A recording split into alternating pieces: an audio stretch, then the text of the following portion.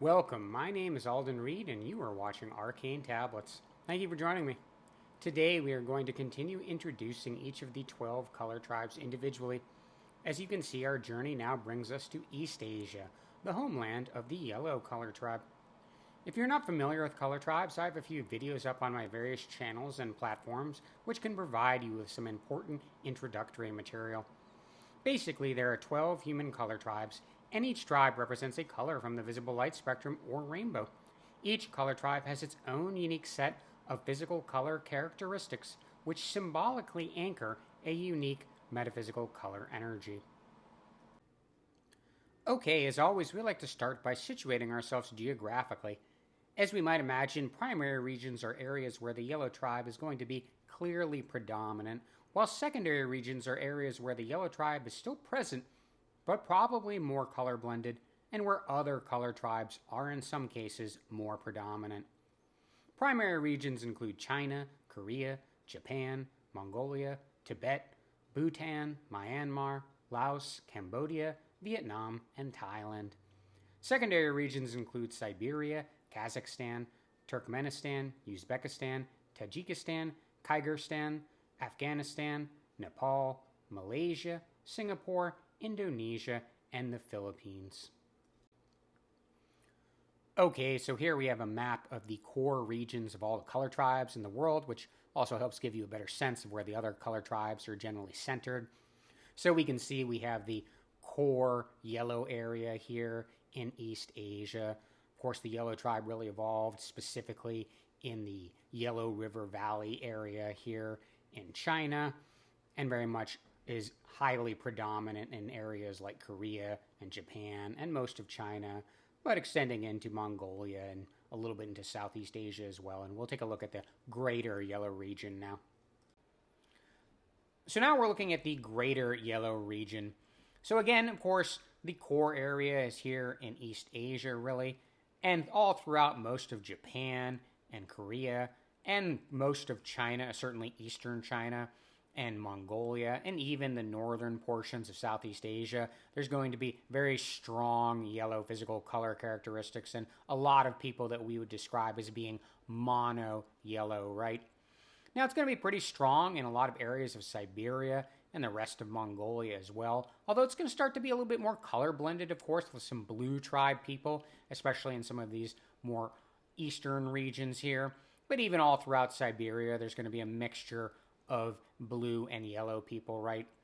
And then it's going to be predominant in most of Central Eurasia here, although again, there's going to be a lot of blue tribe mixing in, especially in the northern portions of Kazakhstan, but even down in Uzbekistan and Turkmenistan and Tajikistan and Kyrgyzstan. And then there's also going to be a lot of bronze tribe mixing in some of these areas as well, really kind of dropping off more when we get to Kazakhstan, but certainly again in these lower regions of Central Eurasia, there's going to be a lot of bronze yellow people.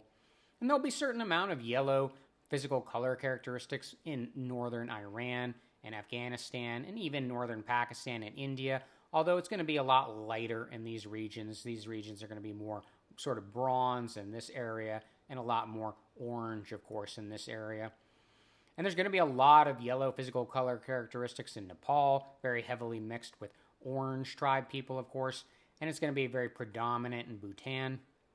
And then it's going to be predominant in most of Myanmar, although also mixed with a certain amount of orange color energy.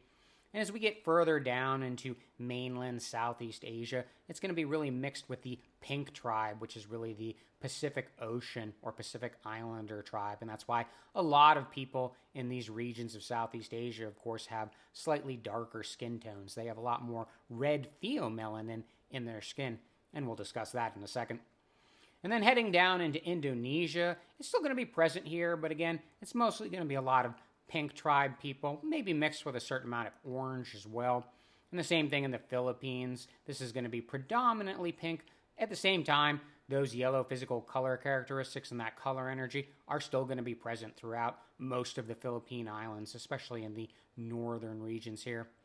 And again, as I mentioned, in more modern times, over the past 200 years, many people from China and Korea and Japan have migrated all the way to North America, and South America, and even more recently down to Australia and other parts of Europe, and people from other regions of Southeast Asia as well, and especially due to the connection with France, right? There's many people from these regions that used to be Indochina, of course, which have migrated to France and some other areas of Europe as well. So there are actually two kinds of melanin that influence human physical characteristics: eumelanin and pheomelanin. Eumelanin is a darker pigment that comes in shades of brown and black, and people from tropical regions usually have a lot of eumelanin in their skin, eyes, and hair. Conversely, people from temperate regions usually have much less eumelanin in their skin and often less in their eyes and hair as well. Pheomelanin is a lighter pigment that comes in shades of red and yellow, so tribes which represent a color that includes red and or yellow do indeed have subtle red and or yellow hues and undertones in their skin. The key point here is that there is no blue pheomelanin, and as a result, tribes that represent a color that includes blue don't have skin colors with similar subtle blue hues or undertones. Instead, these tribes signal their color alignment with other physical characteristics like lighter hair and eye colors, especially blue eyes. Mono-yellow people usually have small amounts of brown eumelanin in their skin mixed with moderate to large amounts of yellow pheomelanin, which imbues them with a variety of yellowish hues and undertones that range from pastel yellow to light saffron. Although sometimes quite pale, their skin usually tans well, and they often have a slightly glowing mate complexion. Mono-yellow people almost always have black hair, which is normally thick with a smooth texture and very straight. Their eyes are typically almond-shaped or round, and due to their epicanthic folds, they often appear quite small, ranging in color from dark brown to black. Mono-yellow people typically have round or oval-shaped faces with high cheekbones and a well-defined bone structure. Their jawlines are generally quite smooth, and with gentle slopes, their lips are usually quite fine and yet still slightly plush. Mono-yellow people typically have small or moderate-sized noses with a shallow bridge and rounded tip. Their bodies are usually light and compact with well-balanced and symmetrical features and small to medium-sized builds. Although their builds tend to be more modest in size, their balanced and symmetrical physique provides them with a tremendous amount of core strength. Mono-yellow men usually have minimal or light body hair and sparse facial hair. They often grow fine mustaches or beards, but rarely have sideburns or cheek hair. So before we continue, we need to talk about universal energy signatures and metaphysical correspondences. In basic terms, UES are raw, primal energetic forces that imbue many different things and categories within reality, especially key metaphysical systems like astrology, archetypes, chakras, and color tribes. As a result, specific units or attributes from each of these metaphysical systems like Virgo, the organizer, the solar plexus chakra, and yellow share natural corresponding relationships with the other attributes imbued by the same UES. Energy signatures also imbue each color tribe with gender, quality, and elemental energies. By studying each color tribe's aspects and corresponding attributes, we can learn about their unique metaphysical color energy. In truth, all human beings are meant to represent a color from the visible light spectrum. Using these color terms helps us more accurately describe human appearances, but they also help us understand each tribe's metaphysical color energy as well. Color energy strongly influences the creation of cultures, ethnic groups, and nationalities. So although each of these metaphysical systems are imbued by the same set of primal universal energy signatures, each of them has a primary sphere of influence where they tend to be more predominant. Astrology primarily influences our core personality, basic approach towards life, and fundamental sense of individual being.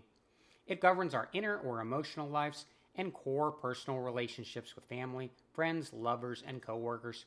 It is the most complex of the spiritual sciences and the most attuned to who we are as multifaceted individual beings. Color energy primarily influences our cultural values, our attitudes towards governance, and the formation of social systems. It also gives people a specific color comportment or way of carrying and conducting themselves in public. Naturally, color-blended people have a more diverse color-blended color energy. Archetypes primarily influence our professional life or the main reason, purpose, or goal behind our current incarnation.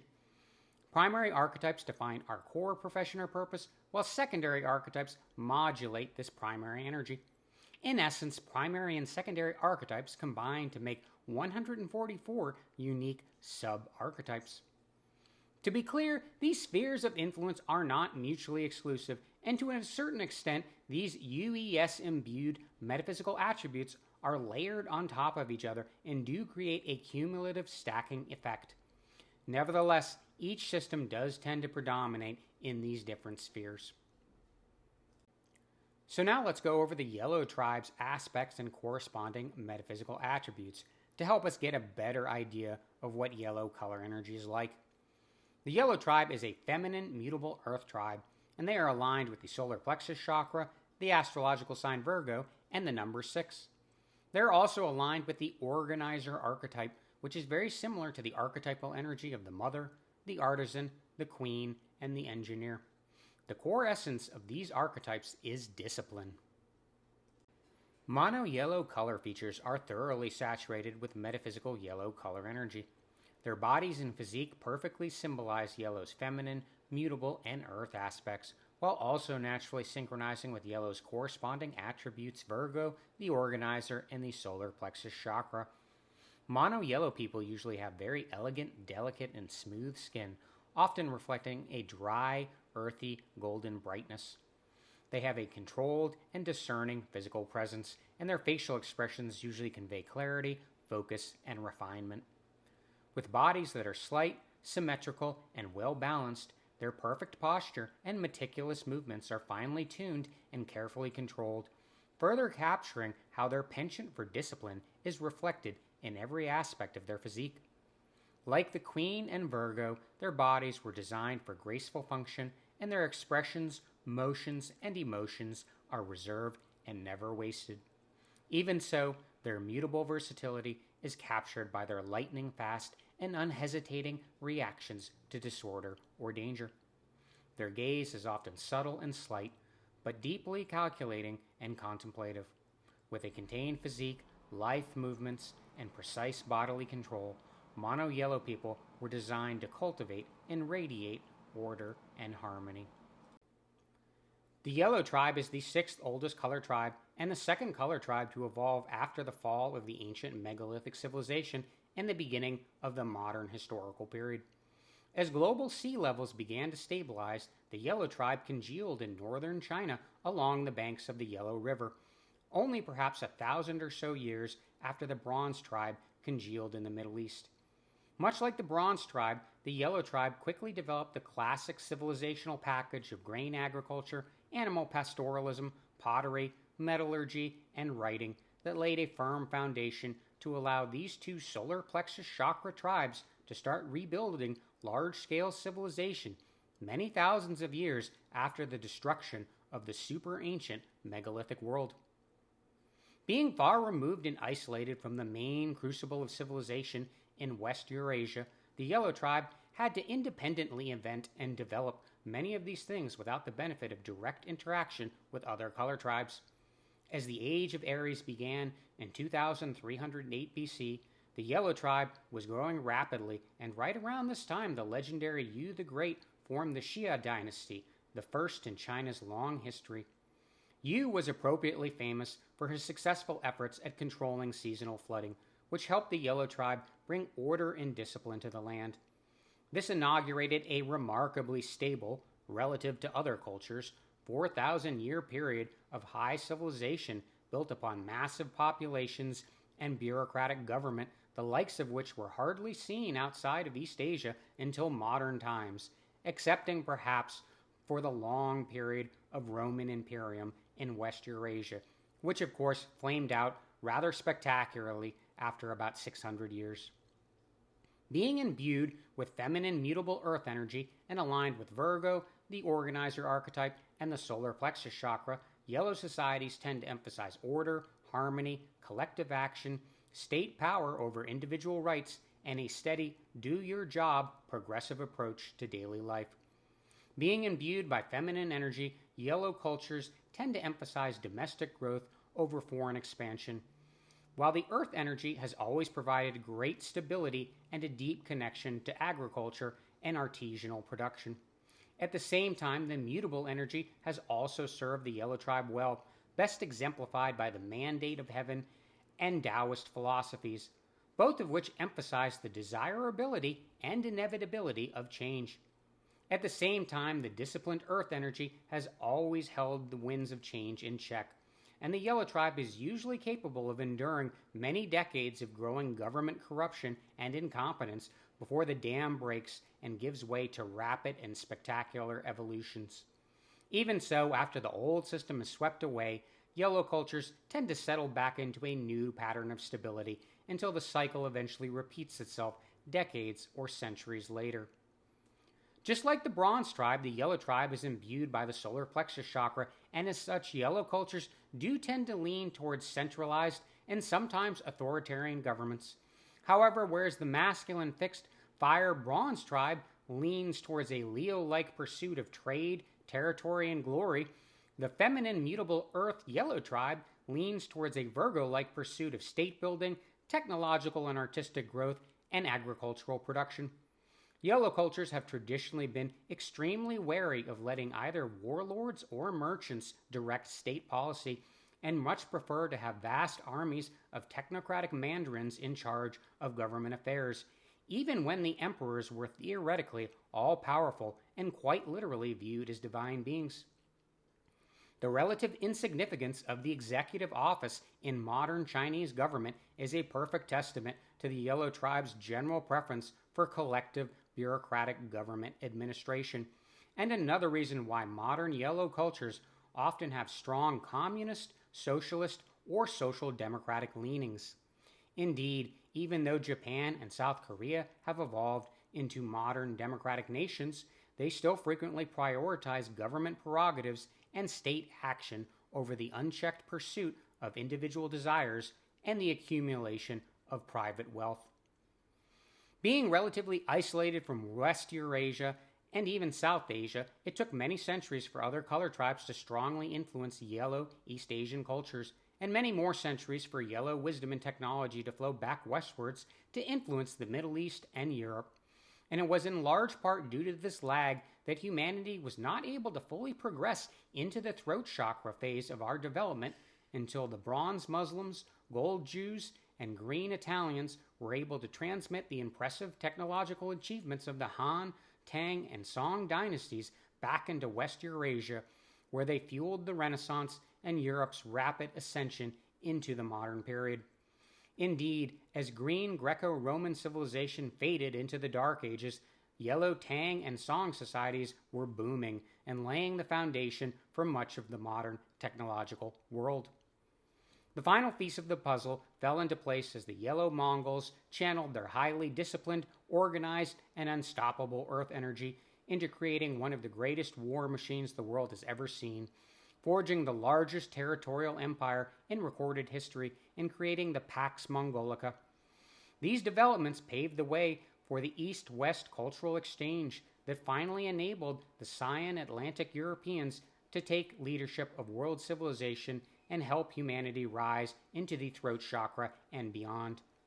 In 1,000 different ways, we can easily see how this feminine, mutable earth energy, so closely aligned with Virgo, the organizer archetype, and the solar plexus chakra, have so thoroughly imbued yellow civilizations for more than 4,000 years.